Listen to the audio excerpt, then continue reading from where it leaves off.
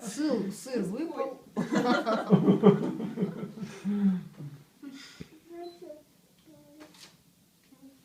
Тоже не знаю. Ну давай, а можно стихотворение? Ну, мы вам тебе даже поможем песенку на новогоднюю. Например, в лесу родилась елочка, вы, может быть, ее знаете. Может быть, даже Один вдвоем. куплет можно. Давай. Муж, давай, елочку. Давай. Ты вчера начинала петь. Давай. В лесу родилась елочка, В лесу она росла, зимой и летом стройная, зеленая была. Пела песенку, спи, елочка, бай-бай. Мороз снежком укутывал, смотри, не замерзай.